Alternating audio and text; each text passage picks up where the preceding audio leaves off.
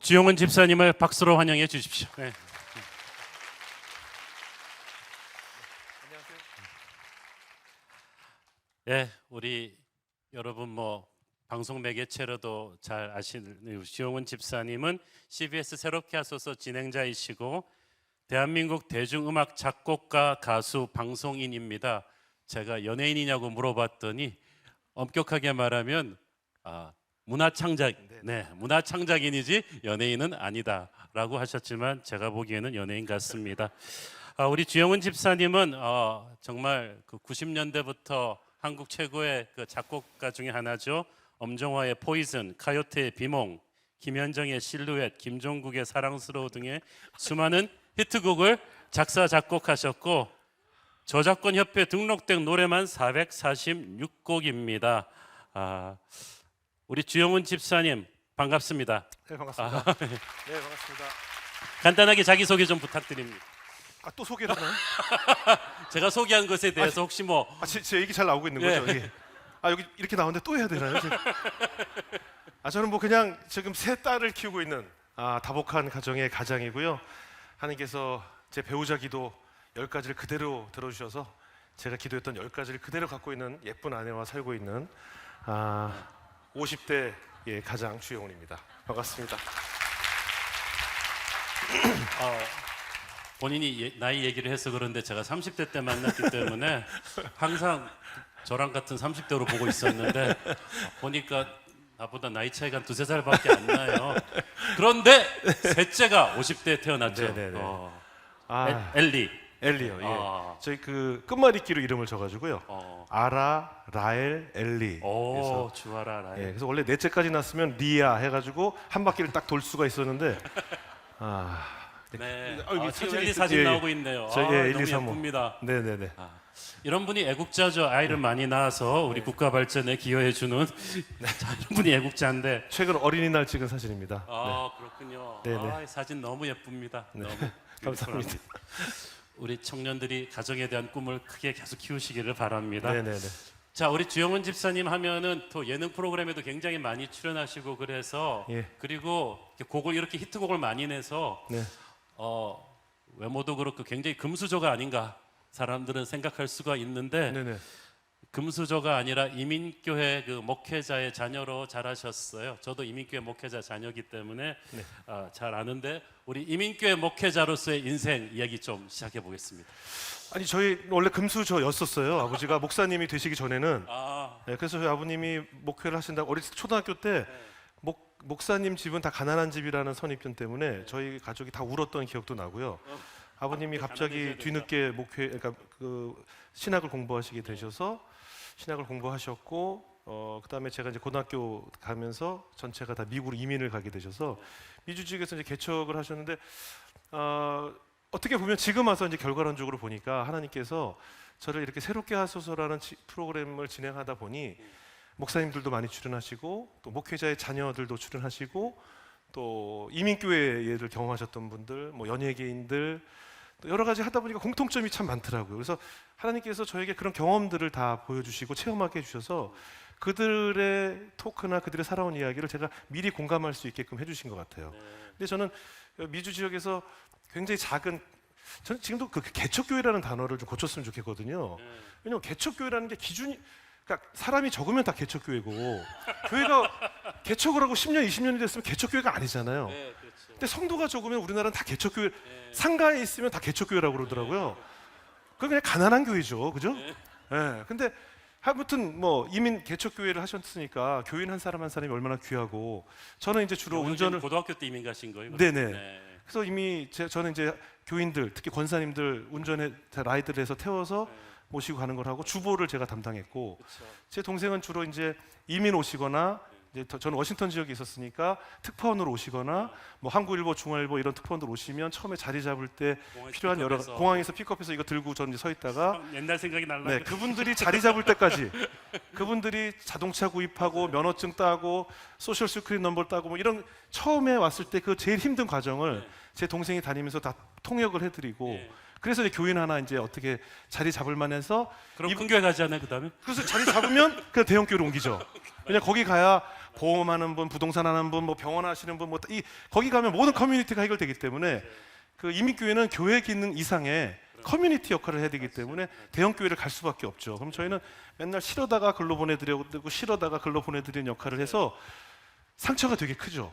네, 옛날에 그거 참 생각이 납니다. 예. 예. 그래서 저는 다행히 하나님이 미리 체험을 하게 해주셔서 네. 저는 교회에서 일어나는 모든 갈등 등에 대해서 저는 교회는 그런 곳이라고 이미 생각을 가지고 있어요. 이거 큰 상처가. 상처가 워낙 컸고 교회가 좀 부흥이 정말 될 만하면 장로님들끼리 싸움이 나가지고 꼭 갈라지고 또 이쪽 파 저쪽 파가 이렇게 파벌이 생기고 그래서 교회가 두동강이 나고 이런 걸 어릴 때 다 체험을 해서 저는 이제 감히 이렇게 말씀을 드리자면 뭐 쟤는 교회 다니는 애가 왜 저래 뭐 이런 표현들을 쓰는데 왜 저래기 때문에 교회를 다녀야 된다는 거죠. 그러니까 여기는 성스러운 사람들이 다니는 곳이 아니라 우린 다 아픈 사람들이고 정신이 정상적이지 않아서 여기 와서 그나마 이렇게 버티고 있는 거라고 저를 포함해서 그렇게 판단을 하면 다 용서가 돼요. 근데 여길 다니니까 다 홀리할 것 같고 뭔가 제가 새롭게 하수할 때도 제일 힘든 게 뭐 제가 옷 입은 거 가지고 뭐 한 거 가지고 자꾸 은혜롭지 않다라는 이게 습관적으로 정죄하려는 사람들이 있잖아요. 뭐 제가 팔찌 찬 거 갖고도 뭐가 은혜롭지? 아니 팔찌를 찬 게 훔쳐 찬 게 아니잖아요. 그러면 아니 내가 왜 팔찌를 차면 안 되냐 이거죠. 내가 무슨 여기다 문신을 한 것도 아니고 그렇잖아요. 뭐 하여튼 뭐 그런 습관적인 정죄, 저 사람 뭐 이런 거 있잖아요. 뭐 은혜롭지 않다는 표현으로 자꾸 누군가를 공격하려는 게 싫은 거예요. 크리스찬들이. 그냥 다 그 사람의 개성이라고 봐야죠. 그 아버님이 그 목사님들 중에서도 굉장히 뭐 유연하시고 좀 그런 분들도 있는데 아버님이 굉장히 보수적인 분이라면서요. 저희 아버지 뭐 지금도 이 드럼 치고 기타 치는 걸 잘 이해 못 하세요. 그러니까 늘 올게만 있어야 된다라고 생각하시고 예배 때 박수도 안 치셨던 것 같고 그러니까 정말 오래전 스타일의 예배를 그리고 왜 목사님 가운을 꼭 입으셔야 예배 인도하시고 양복도 안 되고 가운을 입으셔야 되고 굉장히 보수적이시고 그러면은 아들이 음악하는 것도 굉장히 싫어하셨겠네요. 싫어하는 정도가 아니죠. 저는 그러니까 기타를 칠 수 있는 방법은 찬양한다는 이제 핑계로 찬양을 이제 하면서 기타를 저는 악기를 모두 독학을 했는데 다행히 교회 안에 있으니까 정식으로 음악을 배운 게 아니고 배운 적이 한 번도 없어요. 배울 수도 없었고 저는 제 어렸을 때 소원이 두 귀로 음악을 듣는 거였어요. 왜냐면 가요나 팝 이런 걸 절대 못 듣게 하시니까 늘 숨어서 이렇게 한쪽으로 이어폰을 꽂고 들어야 돼요. 왜냐하면 한쪽 귀로는 아빠가 이제 와서 문을 열 수도 있으니까 두 쪽을 다 끼면 아버지가 문 여는 소리가 안 들리잖아요. 그리고 아버님이 이제 목사님 되신 다음부터 신학하신 다음부터 집에 계신 시간이 많으니까 제가 학교 갔다 와서 뭐 공부하는 척하면서 음악을 들으려고 그래도 항상 혹시 제가 팝 삼남 삼녀인데 왜 영훈이 형제만 집중해서 저도 그랬고 다 그랬어요. 저희는 그리고 전부 다 뭐 예능 프로그램도 못 보게 하셨고 코미디 프로그램도 못 보게 하셨고 그냥 참 힘들었어요. 그랬는데도 이런 분이 나왔단 말이에요. 그래서 제가 항상 얘기하는 게 타고난 재능을 그 누구도 막을 수 없다. 그냥 일어나는 재능을 이게 아버지가 막지 못한 거죠. 아니 그런데 그렇게 이민 목회자의 자녀로 있는데 왜 다시 한국에 돌아오시게 된 계기가 또 한국에 오게 된 건 저희 아버지가 이제 저를 어느 그 예언 기도하시는 무슨 권사님을 만나고 오셨어요. 이런 분들 조심하셔야 돼요. 예언 뭐 이런 거 있잖아요. 뭐 병 고치고 이런 거 좀 조심하셔야 되는데 예언 기도를 받으신 어느 권사님을 만나고 오시더니 목사님 자녀 중에 하나님께서 예비하신 목회자가 있다라고 이상한 소리를 하셔가지고 그거 정말 무서운 얘기예요. 그런 거 싫은 거예요. 제일 싫어요 그런 거. 보고 오시더니 저희 아버지가 저희 큰형은 그때 뭐 따로 이제 살고 계셨고 아버지랑 갈등이 너무 심해 나가셨고 저하고 동생인데 누님들은 있지만 아니고. 제 동생은 그때 조금 뭐 내성적이고 그래서 너다. 그래서 신학교를 가라고 하시더라고요. 신학교를 가라고 얘기를 듣는 순간 저는 이제 목회 현장을 다 봤잖아요. 아버지가 얼마나 고생하시고 저희 어머니가 그 이민교회에서 매일 혼자서 밥을 한 30인분, 40인분을 매일 혼자 다 준비하셨어요. 사모님들 많이 그러셨어요. 그리고 그 주일날 돌아와서 예배가 다 마치고 나면 우리가 다 집으로 가잖아요. 근데 목회자 집에 오시면 거의 주일마다 다투셨던 것 같아요. 우리 어머니는 설교하신 것 같고 굉장히 트집을 잡아서 뭐 몇 자 되지도 않는 걸 뭘 보고 읽냐 그러면서 그것도 못 외우냐 하면서 막 아버지한테 막 그걸 좀 외우라고 막 이러시고 그럼 또 아버지랑 맨날 이렇게 다투시는 거예요. 그러니까 제가 볼 때는 어머니의 그 스트레스였던 것 같아요. 스트레스였죠. 왜냐하면 그리고 나서 또 어머니는 저희 어머니가 결벽증 환자라서 지금도 이렇게 외출하면 화장실 못 가시고 그러니까 늘 이렇게 균이 있을 것 같은 그런 결벽증을 가지고 계신 분인데 그런 분이 학교 청소일을 하셨어요.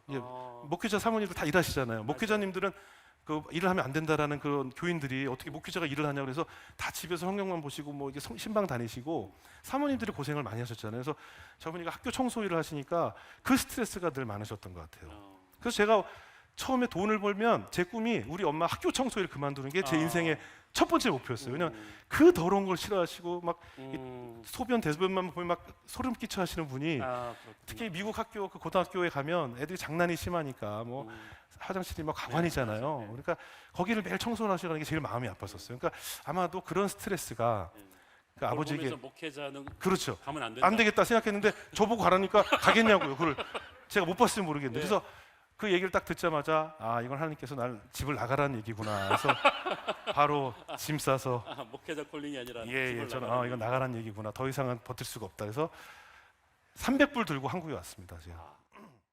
제가 부모님께는 그 방학이니까 그때 잠깐 가서 친구들 좀 만나고 오겠다라고 해서 비행기표 다 마련하고 제가 갖고 있던 신디사이저 악기 하나 들고 그리고 한국으로 무작정 나왔죠.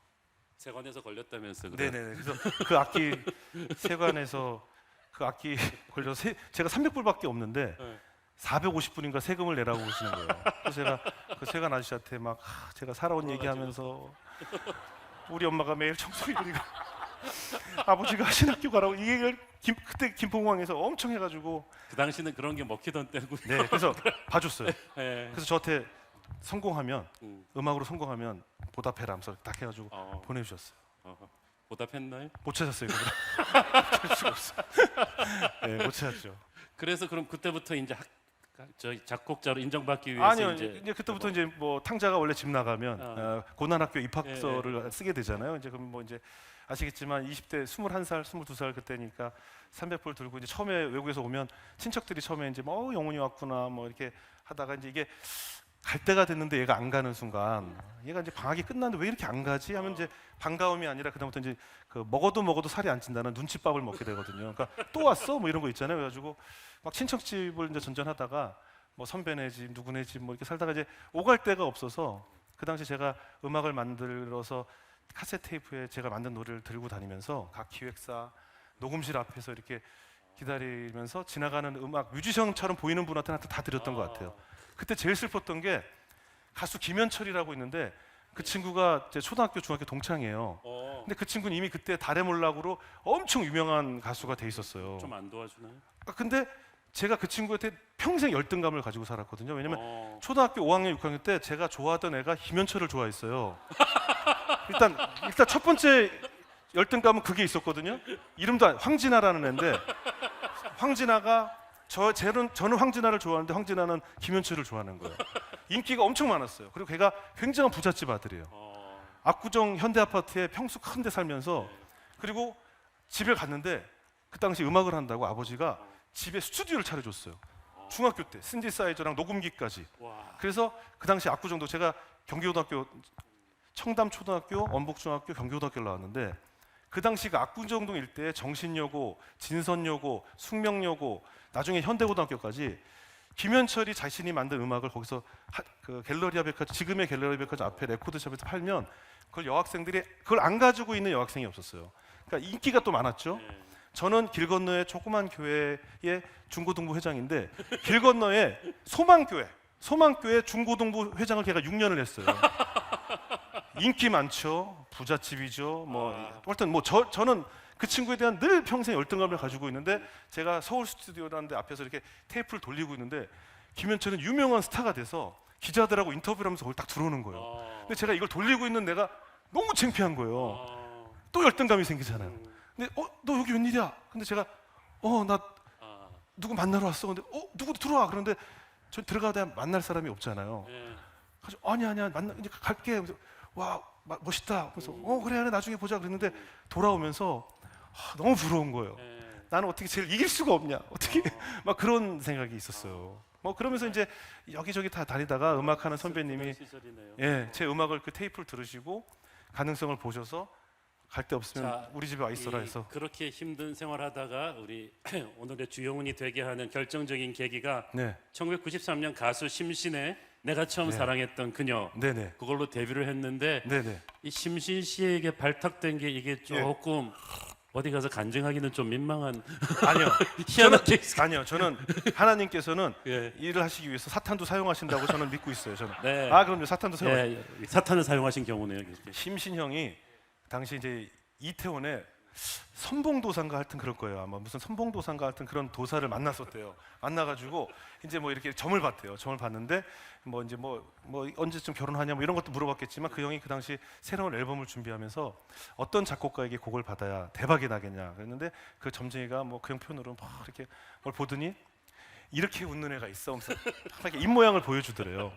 근데 뭐 입 모양이야 웃는 게 다 비슷하니까 그냥 그리고요 그랬더니 잠깐만 있어봐. 그랬더니 그 친구가 입 옆에 점이 나 있어. 입 옆에 점. 그 점란을 잡아. 걔가 앞으로 잘 되래야.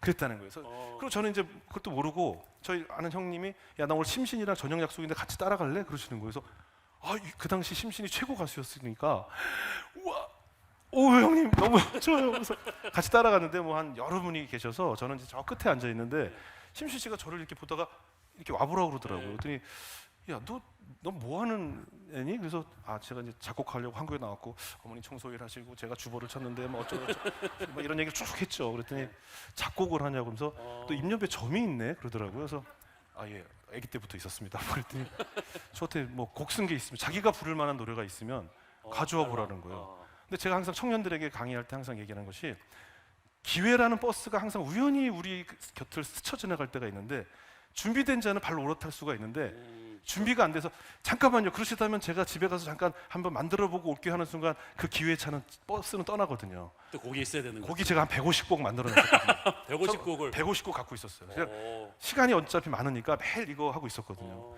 음악이 있잖아요. 성공한 사람이 이거 하고 있으면 되게 멋있는데 지망생일 때 이러고 있으면 저보고 저 사촌 누나 그랬어요. 이 세상에서 제일 한심해 보이는 모습이 네가 이러고 있는 모습이 막 그랬거든요.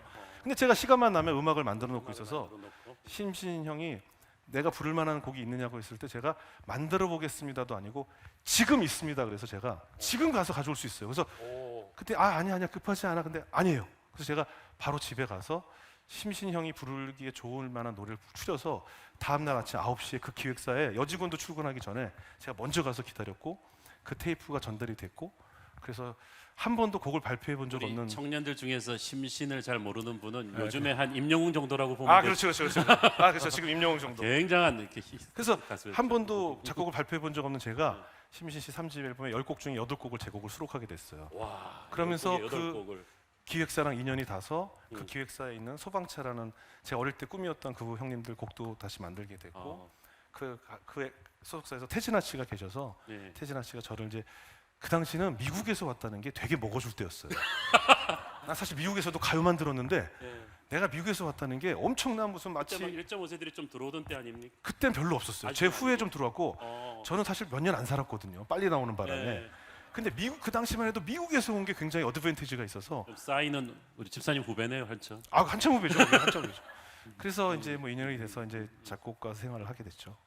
그때부터는 뭐 엄청나게 바빠지셨잖아요. 굉장히 막 성공에 그때 진출을 하고 500에 37만 원짜리로 이제 시작을 해가지고 원룸에 살았는데 500에 30 이건 정말 제가 말씀드릴게 그 500에 37만 원짜리 제가 원룸에 살았는데 그 집이 그 되게 열악한 집인데 변기가 있지 않습니까? 참 변기가 우리가 보통 이렇게 앉아서 변을 봐야 되잖아요. 그럼 여기 공간이 필요하지 않습니까? 다. 근데 그 집이 이 변기가 벽하고 붙어 있어요.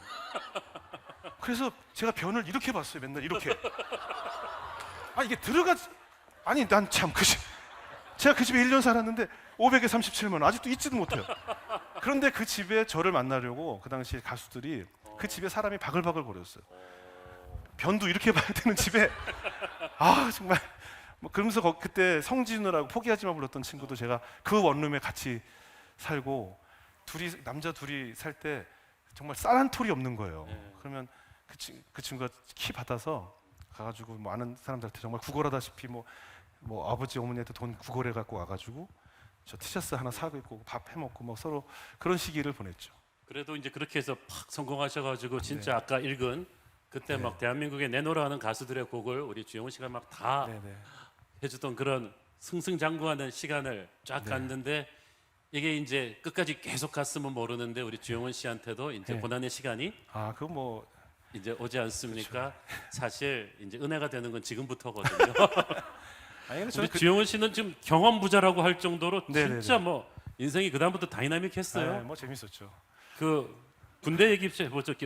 대한민국 남자들 그 군대 얘기하면 또 빼놓을 수 없는데 저는 그 고난의 그 군대 때문이 제일 힘들었어요. 사실 네. 그러니까 국내에서 활동하면서 연예인이 군대를 안 갔다 오면 거의 뭐 살인죄나 다름없을 정도의 가혹한 이제 평가를 받기 때문에 제가 이제 심장 기형으로 태어나서 심장이 혈관이 하나 더 이상적으로 하나가 더 있는 거예요. 그래서 제가 이제 예를 들어서 우리가 신호등이 건널목에 깜빡깜빡 거리면 보통 다 뛰어가잖아요. 이제 다 기다리기 싫으니까. 근데 저는 그걸 뛰게 되면 심장에 혈관이 가끔 그 이상적으로 더 있는 혈관에 피가 새면 나머지 심장이 말라요. 그러면 이 심장 박동이 둥둥 뛰는 게 아니라 막 이렇게 뛰는 병이라서 막 호흡을 잘 못하고 그런 병인데 이게 미국의 그 병을 발견한 이런 사람 이름을 보통 붙이잖아요. 뭐 파킨슨 병도 그렇고 뭐 그렇죠. 어떤 병이든지. 그래서 그게 뭐 퍼거슨 와키슨 무슨 병 그 사람이 발견해서 이게 줄여서 WPW 증후군이라고 이제 미국에서 부르는데 한국에서는 그 병 이름이 조기 흥분 증후군이에요. 그러니까 사람들이 잘 모르면 근데 이 흥분이라는 단어를 사람마다 다 다르게 해석을 해요. 그러니까 이게 심장 질환 쪽에서는 이 박동을 흥분이라고 한대요.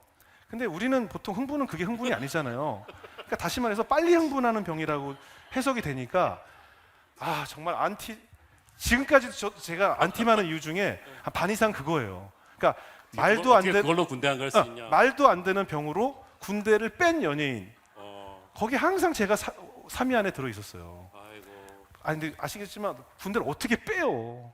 그럼 아무리 권력이 있든 아무리 돈이 많아도 뺄 수는 없잖아요. 근데 제가 군대를 뺀 사람으로 돼서 그래서 제가 그 국군 통합병원까지 가서 정밀 검사에서 면제를 3번 받았어요. 그러니까 면제를 받았는데 또 나중에 무슨 뭐 이렇게 군대 문제가 불거지면 투서가 들어가서 이 사람들 조사해라. 그래서 또 오는 거예요. 그래서 검찰청 들어가서 조사받고 그리고 또 국군 통합병원 가서 정밀 검사 받고 그래서 면제를 받았는데 또 한 2년 후에 뭐 이렇게 연예인들 군대 문제 나면 또 검사 그래서 3번 면제 받았어요. 참.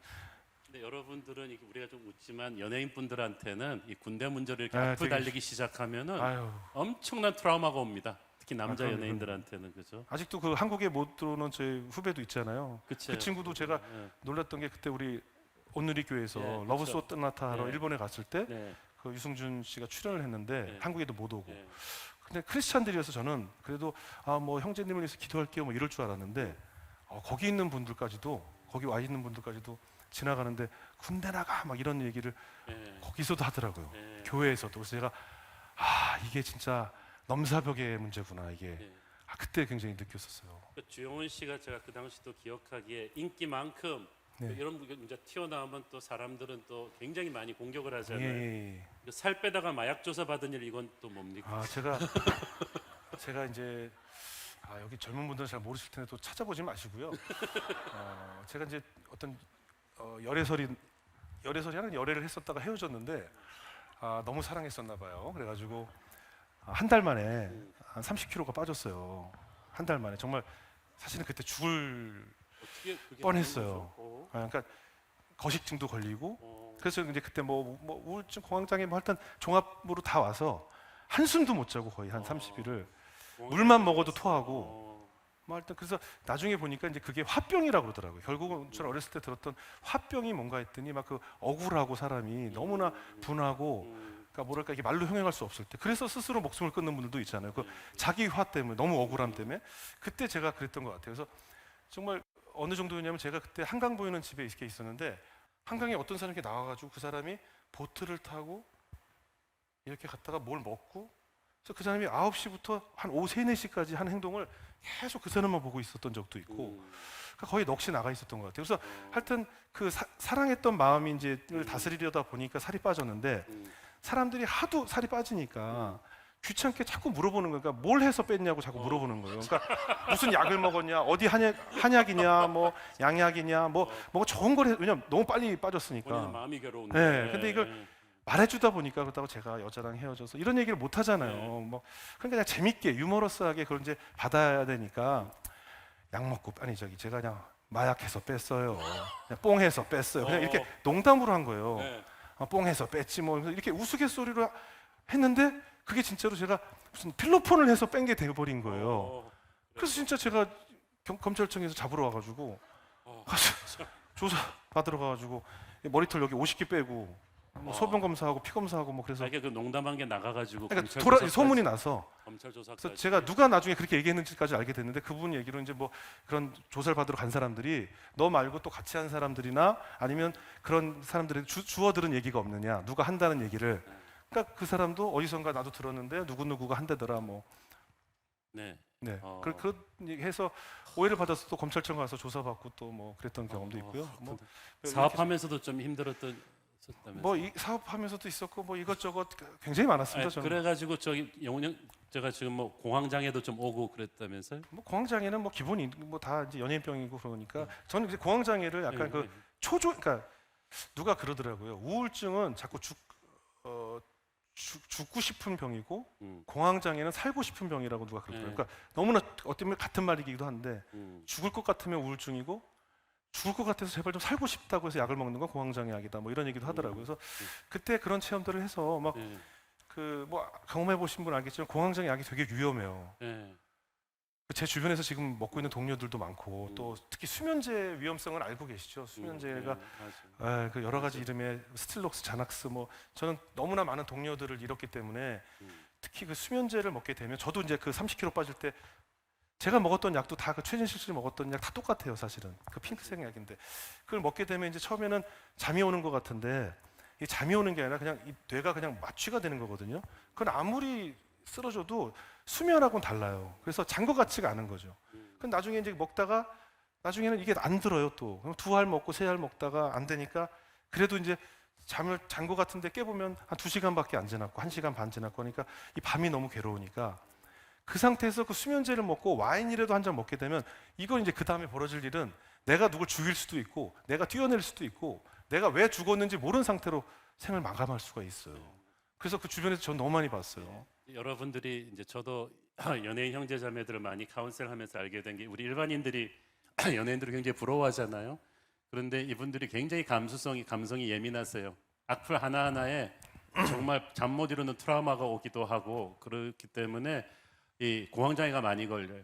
그래서 그 사람들 눈앞에 항상 노출돼서 목사님들도 공황장애 걸리는 사람들 많고 엄청 많아요. 예, 엄청 연예인들 좀 비슷한 게 엄청 많죠. 있는 것 같아요. 그런 이제 트라우마가 이제 있다는 사실을 여러분들이 조금 이해하셨으면 좋겠고요. 아니 그러니까 악플이라는 게 그런 것 같더라고요. 저도 하도 많이 시달려가서 보는데 여러분 제 머리가 지금 검정색 머리잖아요. 근데 저는 거울을 보면 제 머리 중간에 있는 흰 머리만 보여요. 검은 머리가 분명히 더 많거든요, 저한테. 근데 나는 거울을 볼 때마다 이 흰 머리 때문에 너무 스트레스를 받는 거예요.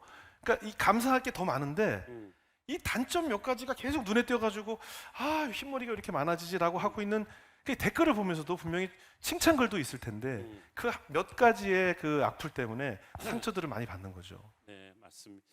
저기 그때 한때 제가 한 10여 년 전으로 기억하는데 한 연예인들이 좀 자살을 많이 하던 때가 있었어요. 그때 많이 했죠.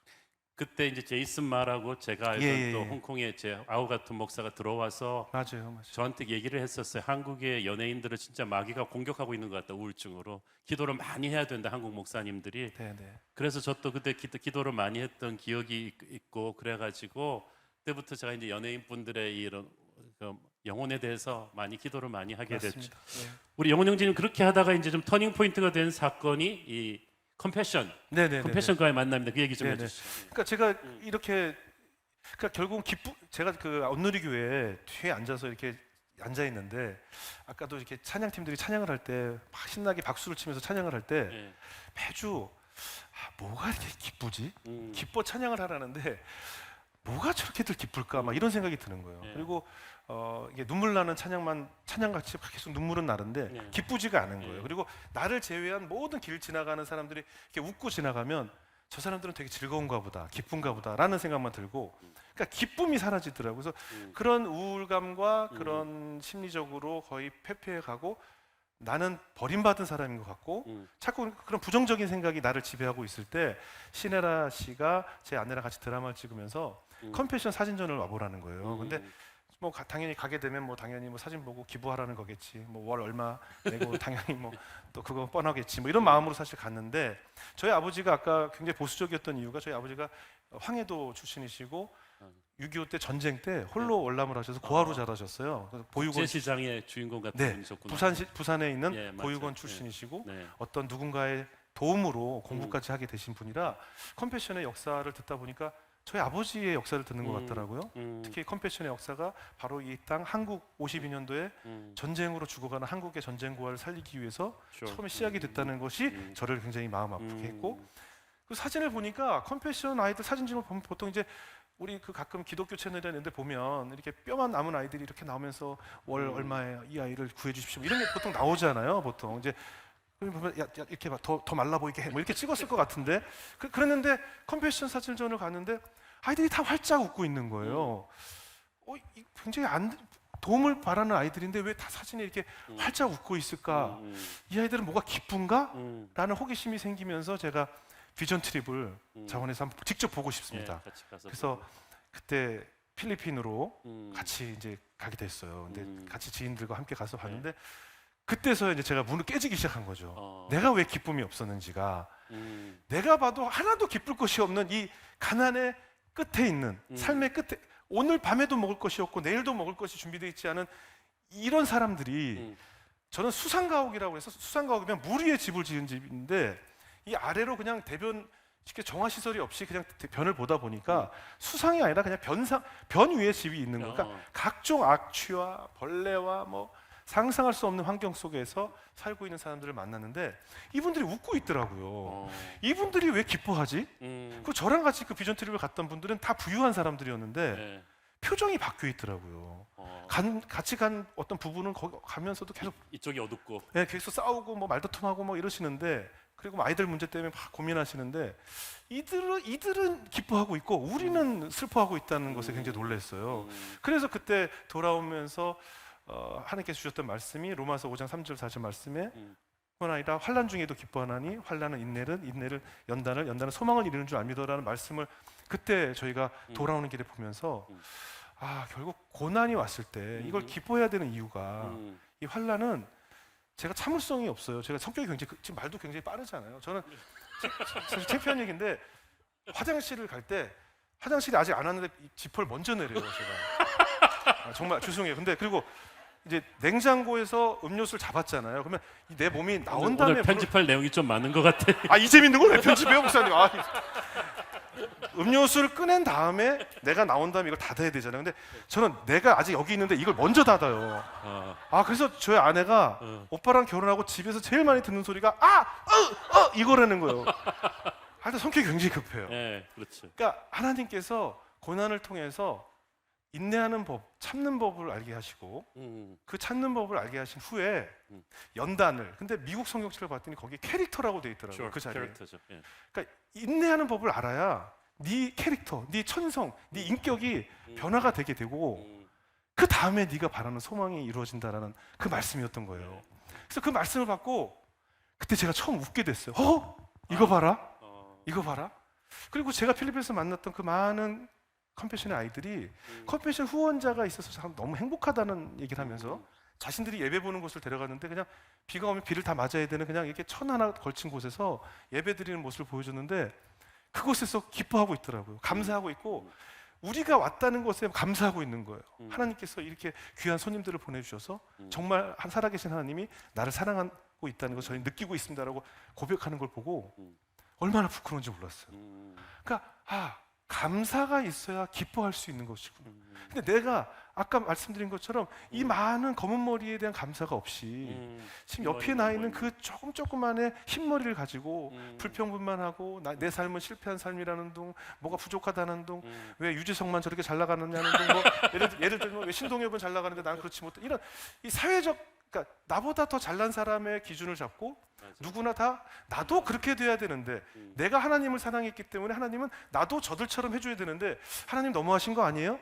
라는 딜을 하고 있다는 생각이 들더라고요. 그러니까 내 기준은 마치 그냥 내가 늘 우러러보는 사람의 나를 맞추고 있다는 생각이 드는 거예요. 그리고 나서 내가 누군가의 꿈일 수 있다는 생각을 갖게 됐거든요. 그러다 보니까 이제 기뻐 찬양하게 됐고 그들을 통해서 제가 정말 하나님께서 인격의 변화를 만들어 주시기 시작한 것 같아요. 우리 주영은 형제님 항상 예능 프로그램에서 밝고 명랑하게 나와서 네. 자꾸 이런 트라우마의 과정이 있었다는 거를 참 믿기가 힘든데 정말 이 굉장히 막 힘든 상황을 거치고 나와서 컴패션이 터닝 포인트가 참 된 것 같아요. 만남이 참 중요한 것 같아요. 그 차인표 신혜라 부부와의 네, 만남이 너무 감사하죠. 중요해요. 저는 그 이름이 같은데 이제 작곡하신 이영훈 작곡가 네네네네. 이분과의 만남도 또 아, 참 예. 이영훈 작가님은 차인표 선배님 덕분에 어렸을 때 저희가 너무나 존경했던 그 이문세 씨의 노래를 모두 예, 만드신 이문세 씨의 모든 노래를 만드신 정말 명곡 그 광화문 연가라든가 정말 음. 명곡을 만드신 작곡가님이시고 저에게도 어렸을 때 정말 그 롤 모델이었는데 그분이 암에 걸려서 투병 중이시고 얼마 삶이 안 남으셨다는 얘기를 듣고 차인표 형이 가는데 같이 가자고 해서 저는 개인적으로는 몰랐었는데 그분을 병원에 갔더니 정말 딱 뵙자마자 아 얼마 안 남았겠구나라는 생각이 든 수밖에 없는 정말 앙상한 외모를 가지시고 지니시고 근데 막 웃으시면서 아 내가 이제 하나님 만나러 가기 얼마 안 남은 막 웃으시면서 말씀하시더라고요. 이제 하나님 만나러 갈 준비가 돼서 이제 떠나야 되는데 아 내가 진짜 이거 하나님 보면 면목이 없어서 이거 아 내가 그렇게 이렇게 하늘나라 가기 전에 꼭 하나님 위해서 좋은 찬양도 많이 만들고 하나님을 위한 명반도 만들고 하나님을 위한 콘서트도 만들고 하겠다고 그렇게 젊은 시절에 약속을 했는데 아 이게 몸이 이렇게 되고 나니까 그걸 못했어. 그러면서 아 나 어떡하지 가면 이거 하나님 앞에서 이거 창피해서 어떡하나 뭐 그 말씀하시고 2주 후에 돌아가셨어요. 그래서 제가 그렇게 되기 전에 그러니까 마치 저에게 유언을 남기신 것 같더라고요. 너는 다르게 해라. 너도 그러다가 한 방에 간다 뭐 이런 그래서 항상 그러니까 건강할 때 그러니까 늘 이런 게 되더라고요. 하나님 일을 저도 늘 좋은 찬양도 만들어야지 하면서도 이게 누군가가 막 이렇게 쉽게 해서 돈 버는 일, 뭐 누가 시킨 일 이런 일이 아니다 보니까 늘 일의 순서에서 자꾸 밀리게 된다는 생각이 드는 거예요. 네, 뭔가 자꾸. 근데 그 이영호 선배님이 저에게 그 해주신 메시지가 미루지 말고 그걸 먼저 하라는 뜻으로 제가 그렇죠. 알게 돼서 컴패션 밴드 할 때 앨범도 제가 다 만들고 I am Compassion 네 만들고 뭐 그 노래. 앨범을 다 만들게 됐고 또 새롭게 잠깐 와서 들어볼 수 있나요? I am Compassion 그 그건 노래 참 좋던데. 네, 뭐 예.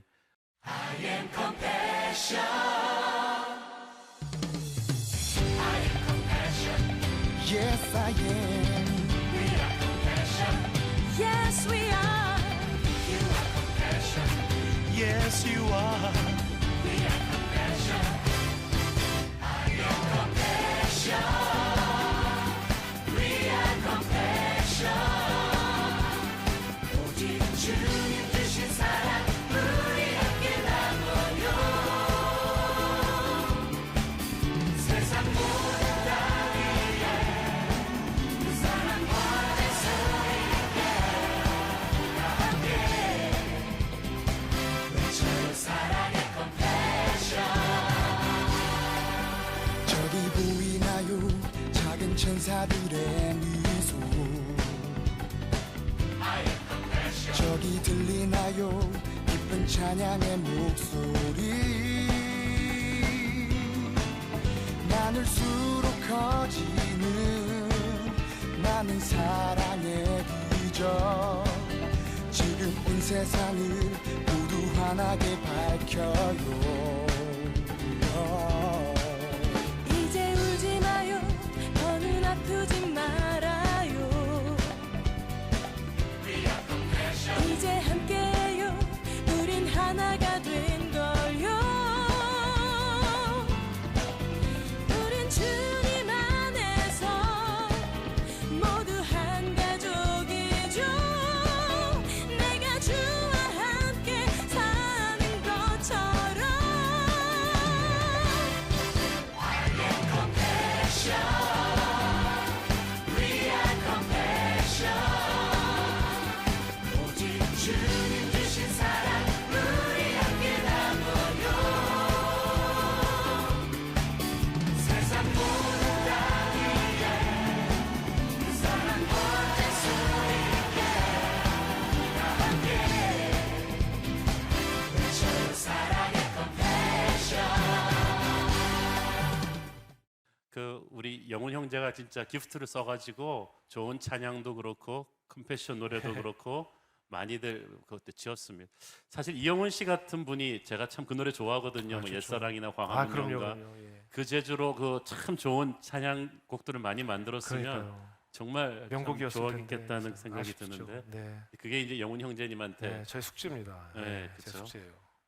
이제 좀 주제를 바꿔서 네. 아내 이윤미 자매님과의 그 만남 이야기를 아, 조금 가보겠는데요. 예, 사실 우리 영훈 형제님은 독신주의자였어요. 네네네. 나는 그러니까 우리 요즘 청년들도 비혼주의자 있잖아요. 그 원조입니다. 그래서 독신자였는데 어떻게 그걸 깨고 우리 결혼을 늦게 하셨죠? 그때 제가 결혼할 때 노총각 장가 간다라고 기사가 나왔거든요.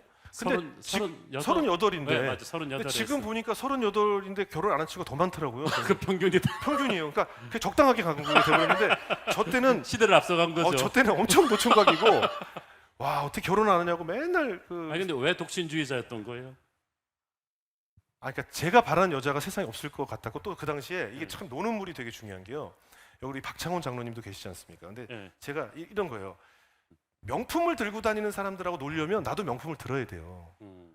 그러니까 명품을 안 사는 게 아니라 명품을 드는 사람과 안 놀면 내가 안 들어도 돼. 근데 제가 예전에 막 그런 걸 되게 좋아하다가 컴패션을 하면서 차인표형 시계를 보면 뭐 30년 전에 할머니가 선물해준 카시오 G샥 시계인데 줄이 다 뜯어진 거를 그 정도 근데 솔직히 그런 궁상은 좀 아닌데 그건 좀 아닌 것 같아. 저는 그런 건 또 싫어. 그건 또 아니야. 검소한 건 좋은데 그걸 청테이프 붙인 건 아니야. 너무 없어 보여. 그건 아니잖아요, 그죠? 그냥 안 하면 되잖아. 아니 시계 핸드폰으로 보면 되지. 이걸 왜 청테이프로 붙여? 이건 아니지. 하여튼 그리고 박창원 장로님도 그렇고 이렇게 그런 것에 관심이 없는 분들하고 하다 보니까 저도 관심이 없어지게 되고, 그러니까 누구랑 어느 물에 내가 있느냐가 되게 중요한 것 같더라고요. 근데 무슨 질문하셨었죠? 왜 독신주의자? 독신주의자. 그때 제가 이제 좀 솔직히 말씀드리면 그때 이제 한참 뭐 유명할 때 막 다니면서 한참 놀러 다니고 매일 낮에 자고 밤에 돌아다니던 세상이 시절. 너무 좋았군요. 그러니까 제가 이제 그때 뭐라 그러냐면 하도 지하로만 다녀서 레지스탕스 독립군 행동 이렇게 늘 B1, B2를 너무 좋아해가지고 그 목회자 자녀로 눌려 있던 걸 아, 다 그치. 풀어버린 거. 솔직히 저는 이런 얘기면 정말 재밌었어요. 솔직히 정말 재밌었어요. 저는 솔직히 그냥 놀 거 다 놀고 하나님 나중에 만나는 게 참 좋다고 봐요. 근데 하여튼 뭐 그런 시절에 죄송합니다. 죄송해요. 아버님이 또 기도를 은혜 많이 갚지 못한 또 하셨겠네요. 망언을 했네요. 여러분 또 죄송합니다. 저는 이제 그랬다는 얘기인데. 예. 그런데 이윤미 자매 만나면서 근데 제가 그때 친했던 형들이 다 거의 이혼한 형들이거나 별거하는 형들이 많아서 그 형들하고 어울리다 보니까 그 형들의 기준으로 보니까 결혼에 대한 환상이 없다. 환상이 없는 거예요. 그리고 정말로 누가 결혼한다고 청첩장을 갖다 주면 어떡하다 이렇게 됐니? 진짜 그랬어. 돈만 힘내라. 그래서 이경규 형님도 옆에서 그래 올 거면 빨리 와라. 뭐 돌아올 거면 빨리 돌아와라. 뭐 이러면서 주변에 할 땐 좀 그런 분위기라서 결혼은 정말 미친 짓이구나. 뭐 결혼하면 늘 구속되는구나.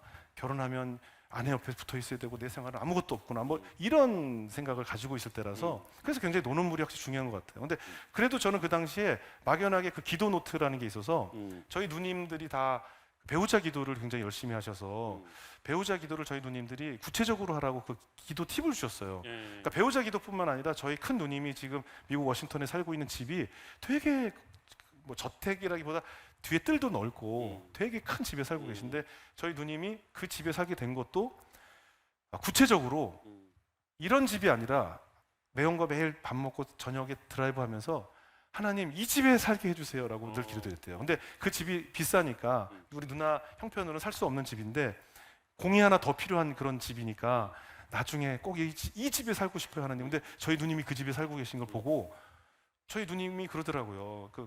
우리가 착한 사람을 뭐 좋아한다든가 성실한 남자 뭐 열심히 기준이 없잖아요. 우리가 수학을 배울 때 제일 먼저 집합이 될 수 없는 것들, 키 큰 사람의 모임, 착한 사람의 모임, 그죠? 기준이 없으니까. 그래서 우리 누나가 기준을 만들어라. 네가 과연 어떤 사람을 원하고 있고 구체적인 기도를 정해라 해서 저희 누님이 그렇게 해서 매형들을 이제 만났다고. 물론 이제 그 기도를 굉장히 후회하고 살고 있지만 아무튼 뭐 자기가 몇 개를 빼먹었다고 그러더라고요. 뭐 연봉 이런 거 빼먹었다고. 저한테 그런 것까지 구체적으로 하라고 막 뭐 이제 얘기를 하셔가지고 저도 이제 뭐 다 적었죠. 1번 항상 웃는 여자. 난 계속 웃는 여자가 좋아.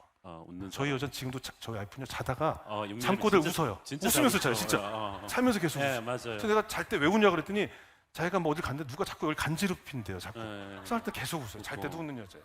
항상 웃어요. 그리고 뭐 키까지 저는 정확하게 이렇게 170 플러스 마이너스 1, 2. 뭐 이렇게 170 플러스? 그때 오. 왜 내가 좋아하면 안 돼요? 내가 좋다는데 왜? 그래서 이렇게 뭐 다 적었어요. 예. 뭐 아는 언니 많지 않은 여자. 그 당시 싸이월드 있을 때라서 아는 언니 많지 않은 여자는 왜? 있었어요. 일촌 많지 않은 여자. 뭐 이런 것까지 다. 왜냐면 제가 보니까 그 당시 한참 놀러 다닐 때 남자들은 다 이 아는 형들이 꼬여가지고 어디나 부르냐고 여자들은 아는 언니들이 자꾸 불러내더라고요 항상. 그래서 제가 이제 그때 어릴 때니까 뭐 그런 것까지 할 때 뭐 구체적으로 적었던 것 같아요. 그래서 그렇게 기도하는 중에 하나님께서 방송을 하면서 같이 동료로 만나게 해주셔가지고 하나님께 너무 감사해요. 윤미 자매님도 그때는 크리스천이 아니었잖아요. 이제 교회를 다니긴 다녔었는데, 아니요, 그냥 예, 그냥 이렇게 그냥 썬데이, 예, 그냥 친구 따라 다니던 시절이었는데 저랑 같이 하면서 저도 같은 곳을 바라볼 수 있게 해주시고 또 더 하나는 저희 아내가 저를 만나면서 첫 기도 제목 하나님께 드리는 이게 과연 이루어질까 하면서 첫 했던 기도 제목이 제가 그때 굉장한 애연가였어요. 하루에 담배를 3갑씩 피웠어요 제가. 와. 저는 어느 정도였냐면 서울 부산 가는 비행기를 못 타요. 그거 못 참아서 담배를 피워야 되는데 아니 어렸을 때는 아버님이 엄하셔서 못 폈을 거 아니야. 이제 작곡하면서 작곡하면서 지하 생활하면서 지하 생활. 지하로 다니면서 이제 그것도 사실은 간증인데 제가 그 아까 굉장히 고생하던 시절에 잘 데가 없어서 이제 이 집 저 집 다닐 때 당시에는 그 슈퍼마켓 옆에 이렇게 담배 자판기가 있었어요. 근데 제가 돈이 없으니까 갈 데가 없는데 밤이 너무 긴데 뭐 놀 게 없는 거예요 혼자. 그래서 놀이터에서 정말 노숙자처럼 뭐 이렇게 지낸 적도 많았는데 그때 담배를 보고 그러니까 너무 할 게 없는 거예요. 뭐 한 700원, 800원 이게 1,000원 정도 있는데 그래서 스스로 담배를 피기 시작했어요. 그때 밤새 할 일이 없어서 내 신세가 너무 처량하고. 소설가나 작곡가들이 네. 그 애연가들이 많잖아요. 그 네, 밤새 네. 작업할 때. 그거 그건 이제 하느라고. 습관으로 이제 뭐 괜히 예술한다고. 그런데 그걸 어떻게 그렇게 담배 끊기 어렵잖아요. 목사님 너무 이렇게 하시니까 또 그렇지 않아요? 교인들, 저는 이걸 해도 되는데 또 교인들이 또 오해하실까봐 목사님 이거 되게 자연스럽다 뭐 이럴 수 있으니까 이거 그래서 이거 많이 했죠. 그러다가 제 아내가 하나님께 첫 기도 제목이 저 사람을 주영훈이라는 사람이 저에게 허락하신 배우자라면 담배를 끊게 해주세요. 저는 담배 피는 남자랑은 절대 결혼 못하면서 계속 기도를 했대요. 네. 제가 정말 어느 날 구토를 하기 시작하는데 담배를 필 수가 없어요. 구토가 너무 나가지고 그냥 막 담배 냄새가 아니라 담배 피는 사람 얼굴만 봐도 토가 나오는 거예요. 정말로. 전날까지 새각 피던 사람이 담배를 피고 지나가는 사람 그게 지금까지 그래요. 그 금단 현상도 없이 그냥 그렇게 한 방에. 그러니까 전 피려고 또 피는데 이 구토가 나서 못 피겠는 거예요. 그래서 그때 그냥 저는 한 방에 정말 기도가 이루어졌어요. 기도가 세네요. 세요. 그래서 한 방에 끊었어요. 그래서 저는 하여튼 뭐 그래서 굉장한 애연가였어요. 하여튼 네. 근데 하여튼 우리 요즘 청년들이 남자가 결혼하는 평균 연령이 38, 네네. 여자가 이제 35 이렇게 되는데 네네. 결혼에 대한 환상이 영훈 형제처럼 없었던 분들이 많거든요. 네네. 자, 이분들을 위해서 주영훈의 미니 연애 특강을 한번 딱 5분에 걸쳐서 아니, 한번 우리 청년들에게 한번 아니, 해주시기 바랍니다. 아니 이게 글쎄요. 오늘 프로그램의 하이라이트라고 하이라이트? 볼 수가 있는데. 뭘 얘기해 주더라. 근데 사실은 이제 우리 이제 젊은층들이 예전 세대보다 너무 알아버렸잖아요. 결혼하면 어떻게 산다는 걸 알아버렸거든요. 그리고 여성들이 이제 능력도 다 많아졌고 옛날처럼 그냥 남성들에게 기대어서 그냥 갖다 주는 봉급에서 뭐 떼서 이렇게 살던 시대가 아니고 다 능력을 가지게 됐고 그쵸. 또 결혼 생활이라는 것이 어떤 것이고 여자가 얼마나 많이 손해 보는 일이라는 것을 알게 됐잖아요. 네. 아이도 내가 낳아야 되고 네. 육아도 내가 해야 되고 돈은 똑같이 벌어서 예. 저건 맨날 이거 하고 있고 다 알아버렸단 말이에요. 사실은 결혼 생활이 어떨 거라는 걸 이제 우리 젊은 층들이 다 알아버렸기 때문에 네. 웬만한 사람한테는 이제 이렇게 확 가고 싶지 않은 거죠. 그렇죠. 그러니까 예. 웬만은 해야 된다고 생각하는 예. 기대치들이 다 높아진 거죠. 근데 저도 예전에 그랬지만 그 웬만하다고 느끼는 사람이 없는 거예요. 아무리 찾아도 이런 거 있잖아요. 어릴 때는 한 가지에 반해서 사귀게 되거든요. 얼굴이 잘생겨서 뭐 착해서 뭐 이런데 나이가 들면 들수록 다 좋은데 그 한 가지 때문에 못 만나겠는 거예요. 그런 거 있잖아요. 그죠? 그러니까 나이가 들수록 내가 조건이 점점 까다로워지고 내가 이때까지도 있는데 그리고 또 점차 안 하는 사람이 많아지다 보니까 뭐 나만 안 한 것도 아니고 뭐 다들 이런 추세고 이래서 이제 결혼을 이제 기피하게 되는 것 같은데 저는 이제 배우자 기도를 하고 하나님께 배우자 기도뿐만 아니라 그 박시은 자매 탤런트 박시은 씨가 했던 시어머니 기도까지 정말요. 예, 이런 중요하죠. 시어머니 만나게 해주세요. 중요하죠. 중요하잖아요. 아주 중요하죠. 남편은 정말 그 배우자 기도대로 만났는데 알고 보니 시어머니가 뭐 그런 경우도 있고 예. 저는 그 고부간의 갈등 같은 경우는 그런 어머니들이 사실은 자기 아들들을 그런 여자에게 매력을 느끼게끔 그러니까 그런 결핍을 갖게끔 키워놓고 그래서 그 결핍이 생겨서 나에게 많은 여자를 데려왔는데 왜 그런 여자를 데려왔냐고 구박하는 게 아이러니잖아요. 예. 그런 아들로 키워놓고 아, 그 아들은 그 엄마가 만들었는데 그래놓고 엄마 때문에 이 여자를 데려왔더니 얘 아니야라고 하는 게 사실 모순이라고 네. 저는 보거든요. 네. 그래서 저는 그러니까 시어머니 기도도 해야 되고 기도를 구체적으로 했으면 좋겠고 네. 그리고 아이 낳는 출산 문제도 저는 그 옛 어르신들 말이 틀림이 하나도 없다고 보는 게 여러 가지 우리 어르신들 얘기 중에 집 밖으로 지가 갖고 태어난단 말이 정말 맞는 것 같아요. 그러니까 무슨 얘기냐면 저는 이제 주변에 아이 하나 낳거나 안 낳거나 또 뭐 둘은 낳곤 싶은데 경제적인 형편 때문에 또 막상 낳아 보시면 아이를 이제 누가 봐줄 데가 없어서 뭐 장모님도 뭐 어디도 맡길 데가 없고 현실적으로 사실 우리나라가 아이 키우기는 정말 힘든 나라거든요. 네. 근데 우리가 영어를 못하는 이유는요. 영어를 쓸 일이 별로 없어서 그래요. 그러니까 무슨 얘기냐면 닥치면 하게 돼 있거든요. 내가 미국 사람들밖에 없는데 가면 하게 돼 있어요. 그러니까 아이도 무엇도 현실에 닥치면 어떻게든 해결을 해주신다는 거죠. 그래서 아이도 저는 제가 셋째까지 나보니 저 정말인데 자기 밥그릇을 자기 갖고 태어나더라라는 거예요. 그러니까 뭐냐면 하나님께서 이 아이 보스베이비라는 애니메이션을 보셨는지 모르겠는데 보스베이비 첫 장면에 저 하늘에서 아기들을 딱 공장처럼 막 찍어서 세상에 보내요. 그래서 너는 어디로 가라 뭐 이런 애니메이션 그래서 막 보내요. 그래서 걔가 보스베이비는 뭘 갖고 태어나더라고. 그래서 제가 그걸 보면서 아 저게 만화지만 정말 하나님께서 저럴 것일 것 같은 거예요. 각자의 복을 또 하나님께서 이 세상에 너는 이 세상에서 어떤 존재로서 그 가정에서 무슨 임무를 가지고 그 가족이 지금 야 네가 안 가면 니네 엄마 아빠 너무 어려워 네가 가야 복으로 축복이 될 거야. 그래서 그 축복의 통로로 다 생명을 주신다는 생각을 갖게 됐거든요. 그래서 정말 자기 밥그릇을 갖고 태어나요. 묘하게 설득력이. 제 별명이 약장수입니다. 어쨌든 그래서 네. 결혼한 것을 후회하지 않는다. 아 결혼 안 했으면 저 아마 갔을 거예요. 갔을 거예요. 예. 정말 감사하고 예. 그리고 저는 아내랑 솔직히 믿거나 근데 그 정말 모든 부부가 다 많이 다투는 줄 알고 있잖아요. 제 주변에 안 다투는 부부 싸움 한 번도 안 한 부부도 사실 의외로 되게 많아요. 예. 근데 제가 이런 얘기를 못 하는 게 남자들끼리 이렇게 사회생활 하는데 나는 와이프랑 한 번도 안 싸우라고 얘기하면 되게 재수 없어 하는 거 아시죠? 왜 이렇게 나도 마치 나도 그래라고 해야 그냥 나도 그냥 평범해지지 이렇게 나는 안 싸우는데 그리고 야, 여자들 그런 걸 좀 이해 못하니? 뭐 이런 얘기하면 이런 재수 이렇게 얘기하니까 나도 그런 척하는 거지. 저 사실 션 정영 말고도 션은 빼자고요. 션은 이제 션은 좀 비인간적이죠. 그 사람은. 나는 이런 얘기할 때 션 얘기 나오면 아이 그건 없는 사람이잖아. 사람이 좀 죄도 짓고 그래야 목사로서 할 일이 그럼요. 있는데 션은 좀 에이, 너무 모범적이야. 사람이. 축구 선수로 따면 메시야 메시. 그러니까 그렇죠. 신의 경지에 예. 올라 있는 그러니까 그거 빼고 예, 션 빼고. 션 빼고 일반 사람들 중에서도 그래서, 실제로 제가 같이 그 지하 생활할 때 같이 놀던 형들 중에 이런 게 있더라고요. 야, 저 사람 어떤 사람인지 우리가 알기 때문에 결혼해도 오래 못 살 것 같은데 이랬던 사람들이 정말 짝을 만나서 한 번도 안 싸우고 잘 사는 사람들이 너무나 많아요. 실제로. 그러니까 그런 사람들이 많은데 그런 사람들도 대놓고 막 얘기를 안 해서 그렇지 실제로 정말 딱 하나님이 딱 그냥 정확하게 이렇게 맞춰준 사람들은 실제로 너무 행복하게 잘 살아요. 너무 재미있어요. 제가 했던 말 중에 그거 있잖아요. 결혼이란 나의 젊은 시절을 추억하는 한 사람과 함께 늙어가는 재미가 있다. 아 정말 재미가 있어요.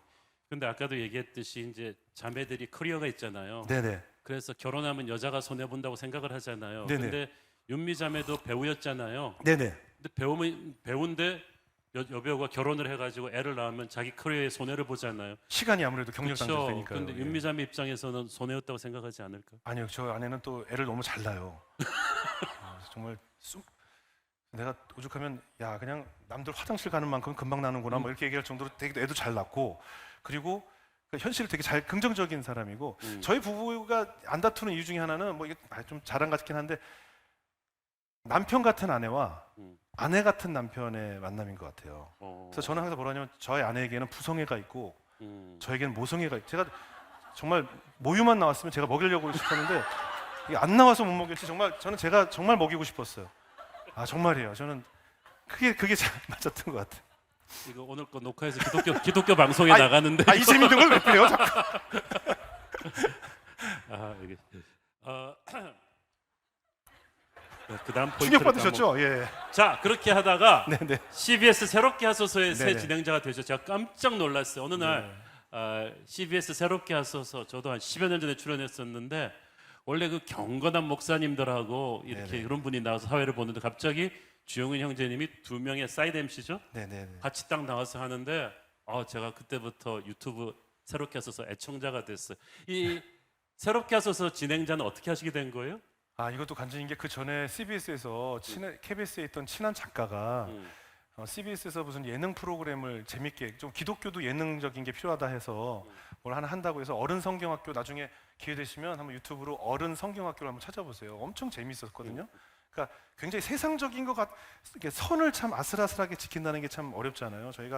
우리가 크리스찬으로서 삶을 살 때도 선을 지키면서 산다는 게 참 어려운데 그런 예능을 만들었는데 그게 이제 CBS 윗분들이 보시고 너무 막 깔깔거리고 막 한다고 없애라고 그래가지고 1년 안 돼서 이제 그래서 저희가 불만이 그거였어요. 왜 크리스찬은 왜 기독교 방송은 왜 우리는 웃으면 안 되고 왜 홀리해야 되고 늘 이렇게 그냥 왜 이러고만 있어야 되냐 이거죠. 우리 뭐 이러면 그렇잖아요.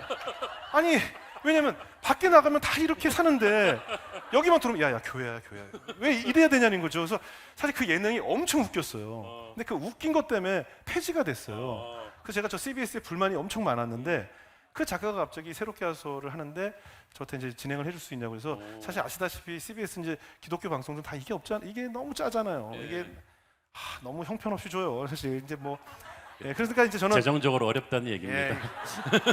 제가 항상 표현하는데 이건 정상적인 돈이고 요건 약간 이제 밑으로 따로 주는 돈 이렇게 표현을 하거든요. 근데 출연료도 너무 적으니까 제가 이제 난 이거 싫고 근데 어른 성경학교 혹시 시즌 2를 하냐 그랬더니 아마 오빠 할 것 같은데 좀 기다려야 될 것 같아요. 그래서 그럼 나는 그거 다시 할 때까지만 하겠다. 왜냐면 나는 그리고 거기 막 또 은혜로운 척해 그럼 나 또 가서 또 팔찌 빼고 뭐 이렇게 또 해야 돼. 그거 싫어. 막 제가 그랬거든요. 팔찌가 중요한가 봐요. 이거 욕 엄청 먹었다니까. 그랬어. 팔찌 엄청 욕 먹었어. 근데 그래서 이제 약간 임시로 하는 마음으로 했는데 제가 받은 은혜가 너무 컸고 그리고 솔직히 코로나 때였잖아요, 그게 딱.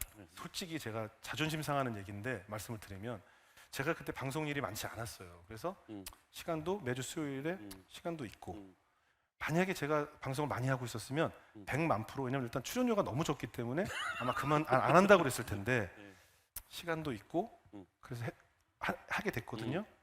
이제는 하나님께서 그러니까 이 새롭게 하소서 스케줄을 먼저 딱 박아 놓으시고 그 다음 스케줄을 주시더라고요. 그러니까 뭐냐면 이제는 제가 그 무엇과도 안 바꾸죠. 돈을 떠나서 그러니까 이 스케줄을 먼저 박아 놨기 때문에 그리고 내가 받은 은혜가 많기 때문에 꼭 본인한테 주일 예배 같았다면서요. 일의 순서가 바뀌어서 그러니까 예전 같으면 더 유명한 공중파 방송을 먼저 하고 이건 남으면 할까 말까였는데 이걸 먼저 하나님께서 딱 제일 우선순위로 주시니까 이제 다른 그 어떤 것을 이 수요일 날 하겠다고 해도 제가 이제 거절을 하게 된 거예요. 그리고 우리가 비대면으로 예배를 제대로 못 드릴 때 그리고 또 아시겠지만 아이 셋이랑 있다 보면요. 뭐 유튜브로 이렇게 비대면 집중할 수가 없어요. 아이들이 뭐 계속 놀아달라고 하니까 가정 예배를 제대로 드릴 수가 없는 상황이 되는데 제가 새롭게 와서 녹화를 하루에 4편을 뜨거든요. 그러면 아침 제가 8시에 도착해서 하루에 4편을 끝나면 6시 반까지 사실 방송은 뭐 50분짜리도 있고 1시간인데 녹화를 한 편이 한 2시간 넘게 떠서 편집을 하니까요. 정말 지치거든요.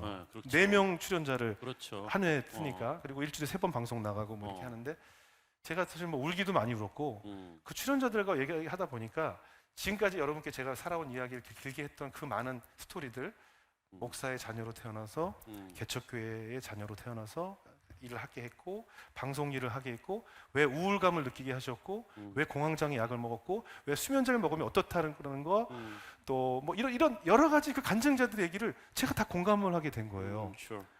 그리고 특히 공감 갔던 것이 선교사님들이나 목사님들이 당신들의 비전을 받아서 그 험한 아프리카 땅에 또 저희 아버님 같은 경우는 그 워싱턴 땅에 뭐 어디로 가서 하셨지만 우리는 우리가 선택하지 않았거든요. 자녀들은 우린 그냥 부모가 하니까 따라가는 죄밖에 없잖아요. 글쎄 말이에요. 그런데 우린 뭐냐고요. 그래서 제가 그 상처와 불만이 엄청 많았어요. 그래서 저는 그 선교사님들 보고 새롭게 와서 출연한 선교사님들한테 선교사님 방송 끝나고 이제 가지 마요. 거기서 무슨 고생 뭐 그래요. 근데 모든 선교사님들이 정말 전기도 안 들어오는 그런 열악한 곳에서 한 번만 와보세요. 너무 하나님과 직접 대면할 수 있는 곳이면 이런 간증을 하시고 그리고 또 제가 목회자 아들로서 저는 뭐 험한 곳은 아니지만 그 워싱턴 땅에서 저도 그렇게 살았던 공감이 되는 거예요. 그리고 그래서 제가 그때 알게 됐죠. 아, 우리는 우리가 선택하지 않은 아버지 어머님들의 그 사역과 교육 현장에서 자랐는데 그러다 보니 저 당신들이 우리를 돌보지 못하는 우리 PK들은 하나님이 키우셨구나. 맞아. 하나님이 교육하셨고 Sure. 나를 지금의 나로 만드셨구나.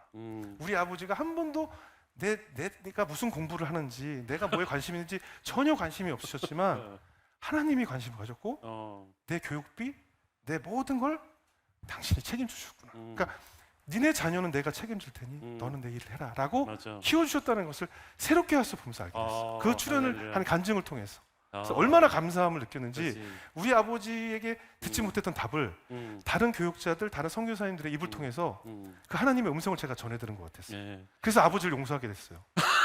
진짜로. 저 아버지가 너무 미웠거든요. 지금 저희 그렇군요. 아버지 그 맞아. 이제 뭐 대소변도 못 가릴 정도로 어, 이렇게 침대에 계세요. 예, 그러시구나. 제가 가끔 이게 뭐예요? 한평생 맨날 그 교인들한테 그렇게 스트레스 받고 하고 이 끝이 이게 뭐예요, 하나님? 이게 주의 종의 모습이에요. 그래서 늘 있었는데 그 출연했던 선교사님들 이야기를 통해서 감사를 느꼈어요. 제가 우리 영훈 형제 말 들으니까 몇 년 전에 소천하신 저희 아버님 생각이 나요. 그래서 미국에서 교회를 개척하셨는데 교회가 안 돼갖고 2번 문을 닫고 네. 그래갖고 우리는 5 식구 전부 다 6,000호동을 미국에서 그럼요, 엄청나게 좀 많이 했죠. 그럼요. 그래갖고 영훈 형제 말하는 것처럼 그렇게 죽어라고 미국 정착하게 도와주고 나면 큰 교회 가서 은혜 받는다고 가버리고 그렇죠. 가버리고. 네네. 그래서 제가 그때 큰 교회 목사님들에 대해서 상처가 많아. 도대체 어떤 교회가 큰 교회야? 왜 자꾸 작은 교회 교인들을 네. 뺏어가는 거야? 맞아요. 저도 똑같은 게 있었어요. 그렇죠. 맞아요, 그런 맞아요. 막 그게 있었는데 이제 그 아버지는 너무 고지식하셨고 그렇지만은 이제 아버님께서 그래갖고 이 목회 스트레스로 암을 3번이나 걸리셔갖고 이제 돌아가셨잖아요. 그런데 그 어느 날 딱 그 하나님의 음성이 딱 들려온 너희 아버지가 드린 그 모든 눈물의 기도의 열매가 새로운 교회다. 네, 그리고 아멘. 오늘날의 한옥 목사는 바로 거기부터 있는 것이다. 그래서 그 영훈이 형제 아버님의 그 수많은 눈물이 그럼요. 지금 열매를 맺고 있는 그럼요. 것이고 저는 우리 영훈 형제님이 이 기독교 새롭게 하셔서 진행을 오래 하기를 바라고 아휴. 특히 그 정말 좋은 정말 뛰어난 음악 뮤지션 라이터이기 때문에 좋은 역사에 남는 그런 CCM을 많이 앞으로 써줄 예. 것을 예. 기대해 봅니다. 한번 격려 박수 한번 네. 부탁드립니다. 우리 목사님과 예배 들어오기 전에도 그런 얘기 했잖아요. 네. 저는 한국인이 어쩜 이렇게 K-팝이라는 음악이 어떻게 사실 전 세계를 호령한다는 게 요새 정말 대단해요. 말도 안 되는 얘기고 우리의 오징어 게임이다 뭐다 이런 문화가 왜 전 세계를 지배한다는 것은 유일하게 아시아에서 선교사를 보내는 나라이기 때문에 네. 저는 하나님께서 우리가 북한 땅이나 이슬람을 정치적으로 들어갈 수가 없어요. 하지만 문화라는 것은 공기처럼 그냥 스며드는 거거든요. 그래서 저는 이제 선교사를 보냈듯이 문화 컨텐츠를 하나님께서 크리스찬 컨텐츠로 전 세계를 우리 한국이 그 역할을 하리라고 믿어요. 네. 그래서 제가 새롭게 하소를 통해서 나오신 많은 크리스찬 아티스트들과 그런 얘기를 나눴어요. Sure. 우리가 분명히 하나님께서 그런 일을 예비하셔서 우리에게 이런 달란트를 주신 것 같다. Sure. 그래서 이제 앞으로 드라마든 어떤 컨텐츠를 통해서 이제 다 전 세계 이슬람, 북한까지도 우리가 문화로 들어가야 한다. 뭐 그런 확신을 주신 것 같아요. 지금 우리가 뭐 BTS나 이런 거 유명하다는 거 대충 알고 있지만 지금 전문 뮤지션들 사이에서 지금 한국 음악 위상이 대단하죠? 그럼요. 그러니까 전 세계에서 미국 다음으로 문화를 움직일 수 있는 유일한 나라가 한국이잖아요. 예. 저희 90년대를 만들 때 저희 그 예능 프로그램 할 때도 솔직히 말씀드리면 일본 거 다 베꼈고요. 다 베꼈어요. 솔직히. 그때까지만 해도 노래도 다 베꼈고요. 일본에서 가라오케 생기면 일로 들어오고 스티커 사진기 생기면 일로 들어오고. 그러니까 일본을 먼저 가야 되는 이유가 90년대까지만 해도 모든 문화가 일본에서 시작한 게 그다음 우리로 오기 때문에 패션, 뭐 음악, 흐름, 유행 이게 다 일본을 거쳐서 한국으로 오기 때문에 전자제품도 그랬죠. 전제품도 그랬잖아요. 근데 지금 소니 도시바 TV 보시는 분 있습니까? 없잖아요. 네. 이제 전자제품도 이겼죠. 이제 자동차도 이기기 시작해. 이제 현대가 도요타 닉산을 이기기 시작했거든요. 저는 이게 살면서 이게 진짜 이게 어떻게 이런 일이 벌어졌어? 음악도 이제 일본이 완전히 음악도 죽었죠. 뭐 일본 음악을 폄하하는 건 절대 아니고요. 일본은 또 이제 좋아하는 취향이 좀 우리랑 달라서 그런데 90년대 듣던 음악이 지금도 그러니까 그들의 성향인데 우리는 늘 급변하잖아요. 뭐 건물도 오랜만에 이렇게 와 보면 다 변해 있고 커피숍도 와 보면 또 새로운 데로 변해. 뭔가 계속 급변하다 보니까 그런 빨리빨리 성격들이 우리 문화를 좀 앞서가게 한 것 같은 생각이 들어요. 지금 이제 주영 형제가 이제는 그 음악 뮤지션들 중에서도 이제 선배 한참 선배잖아요. 송혜죠, 송혜 선생님이죠. 그런데 네. 밑에 이제 배들 보면 요즘은 뛰어난 뮤지션들 중에 1.5세들도 많고 많죠. 네. 또 크리스천들이 많은 것 같아요. 그것도 감사해요. 그렇죠. 노래하는 분들 보면 거의 크리스천이고 예. 또 개그맨들 거의 크리스천이에요. 그래요. 아나운서들 거의 크리스천이에요. 그래서 이제 뭐 저희 매달 두 번째 화요일에 온누리교회에서 그 모여서 연예인 연합 예배도 드리고 하는데 거기 보면 뭐 정말 너도 크리스천이었어 이런 분들도 많고 아이돌 가수들 중에도 정말 많아요. 아이돌 가수. 문화 선교가 참 중요하네요. 며칠 전에 새롭게 가수에 예. 최시원 군이 나왔어요. 최시원 슈퍼주니어. 최시현 형제는 크리스천이죠. 저 그 친구 보고 또 시험이 들었어요. 어떻게 얜 다 줬냐 하나님. 아니 하나님이 다 줬어. 제가 그 친구랑 얘 뭔가 단점을 찾아보려고 그 얼굴은 어떻게 그렇게 만드셨을까? 정말. 그런데 뭐 근데 매일 새벽 기도도 가고요. 예. 한옥 목사님, 조정희 목사님, 유명한 목사님 설교를 다 유튜브 보고 그거 자기 트위터를 하는 이유가 목사님들 설교를 자기 팬들 이슬람 애들한테까지 보게 하려고 그 이유 때문에 트위터를 한대요. 이것까지 주면 이제 인물도 좋고 이거 너무 심하지 않나요? 너무 심해요. 그죠? 너무 심해요. 그런 거는 좀 좀 적당히 해줘야 되는데. 그렇죠? 그쪽에 너무 갔어. 글쎄 하나님께서 말이야, 잠깐 이거 실수하신 것 같아요. 너무 갔어. 매력이 없어요 그런 사람들은. 이게 좀 제가 볼 때 하나님 잠깐 조신 것 같아요. 그쪽 뭐 이렇게 퍼주다가 그쪽 너무 갔어. 예. 너무 갔어. 자, 우리 집사님 이제 우리 청년들이 요즘 굉장히 힘들지 않습니까? 네, 힘들죠. 좌절과 실패의 시간, 특히 코로나 이후로 굉장히 힘든데 네. 집사님이 정말 죽고 싶을 정말 힘든 그 시간을 거쳐온 선배로서 네. 후배 청년들에게 힘든 광야의 시간을 거치고 있는 후배 청년들에게 한마디 해주고 싶은 팁이 있다면 어떤 것이겠습니까?